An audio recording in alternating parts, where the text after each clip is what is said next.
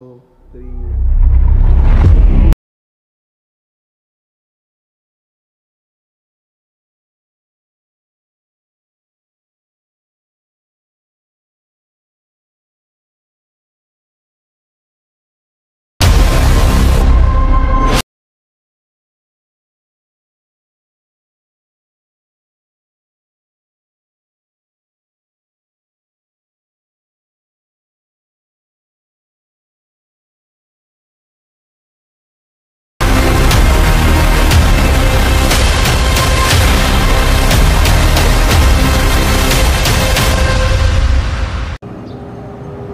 Ang sulat na ito ay nagmula kay Keziah Igor. Siya ay napadala ng liham upang maliwanagan ang buong sambayanan sa naganap na pag-aalsa sa Cavite na nasa libro ng kanyang lolo na si Jose Montero y Vidal, isang Pilipinong iskolar at taga-pananaliksik. Siya ang nagsulat ng Spanish version ng Madigong Giyera ng mga Caviteño laban sa mga Espanyol. Dear Chacha, ako si Keziah taga Cavite. Nagpadala ako ng sulat sa inyo upang malaman kung ano ang totoong naganap noong 1872 na tinanghal na Cavite Mutiny. Nabasa ko sa libro ng aking lolo ang kanyang mga pananaliksik patungkol rito at nung sinabi ko ito sa aking guro, hindi siya nakumbinsi sa mga nilalaman ng libro sapagkat ayon sa kanya may isang Espanyol na iskolar na sumalungat sa mga pahayag na isinalaysay dito. Ako ngayon ay nalilito at humihingi ng tulong upang maliwanagan sa totoong dahilan sa likod ng pag-aalsa. Buenos días a todos. Soy el gobernador general Rafael. Me han enviado aquí para cuidar de todos ustedes. El nombre del gobierno de España es Majestad el Rey.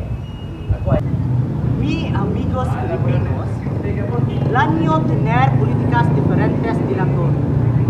Gobernar con un crucifijo y una en la otra.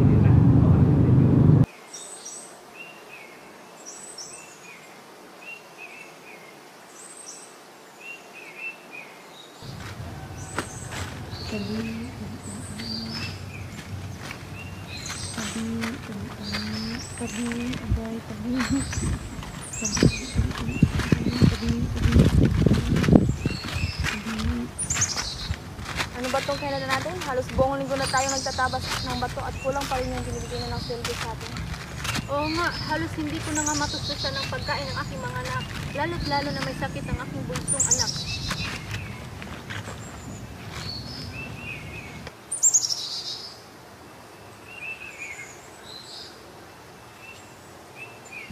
Mga Indios, kami ay nandito sa ngalan ng Hari ng Espanya upang kolektahin ang inyong buwi sa nakalipas na buwan. Ayon sa inuutos ni Gobernador General Rafael Izquierdo. Bakit naman kami magbabayad sa inyo?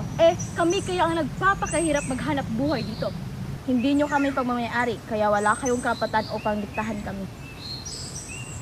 Dahan-dahan ka sa pananalita mo, Indio. Baka nakakalimutan mong nasa ilalim ka pa rin ng pamumuno ng Hari ng Espanya. Kung ayaw niyong masaktan, sumunod na lang kayo sa aming mga utos at kagustuhan.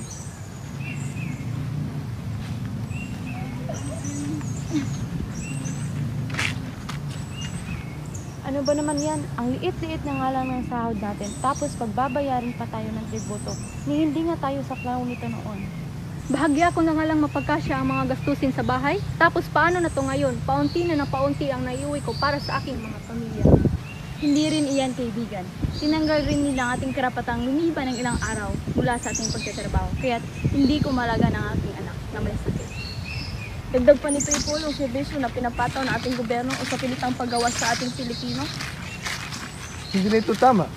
Nagpapakahirap tayo dito magtrabaho tapos gaganto lang tayo. Hindi na ako makakapayag sa mga pang-aabuso ng mga Kastila.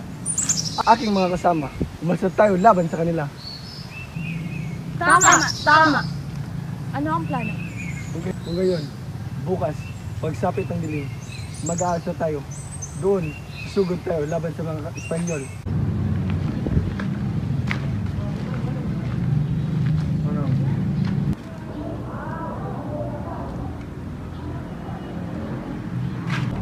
Handa na ba ang lahat para sa darating na pagtitipon?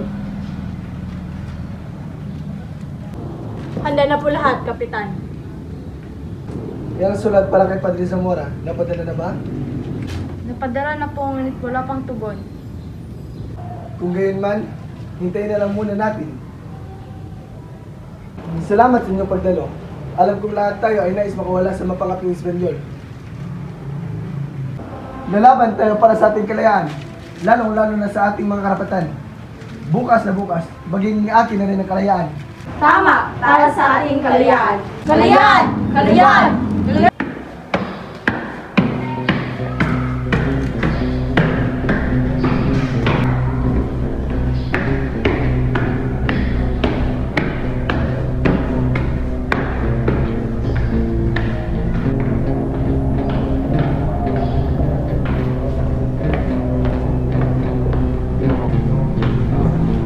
Buenos dias, Gobernador General.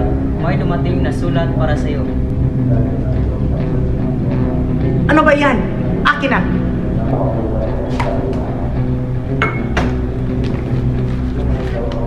May mangyayaring revolusyon laban sa atin. Totoo ba? Paano mo nasabi? Lusiho, utang ang sundalo ka. Ano akala mo sa akin, tanga? Kanino ito nang galing? Bakit walang langga? Totoo ba to? Ipinabot lang po ito sa akin, General. Baka isa po siya sa mga rebelding Indios na natakot lumaban sa inyo. Sa gayon, ipunin ng mga kawal at ihanda sila sa labanan.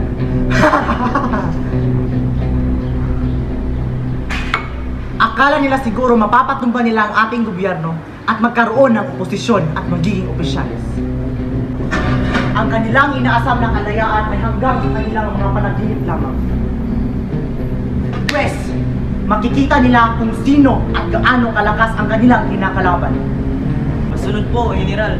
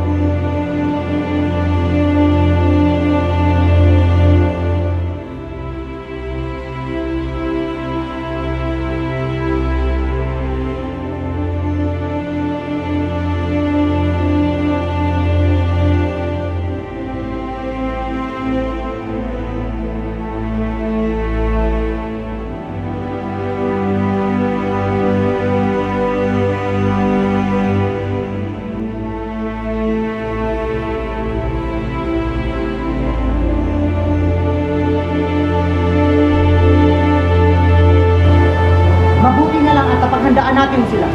Dakpin ang mga nila.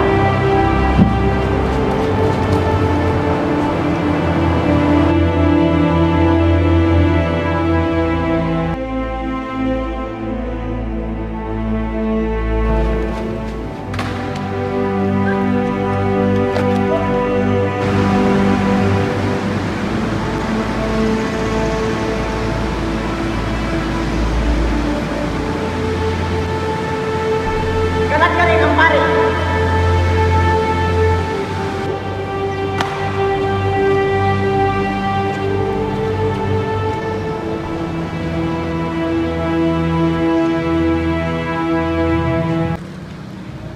At nakabaliktaran sa nilukuan niya ang mga ito ng trabaho, pera at posisyon sa hukbo. Kizaya,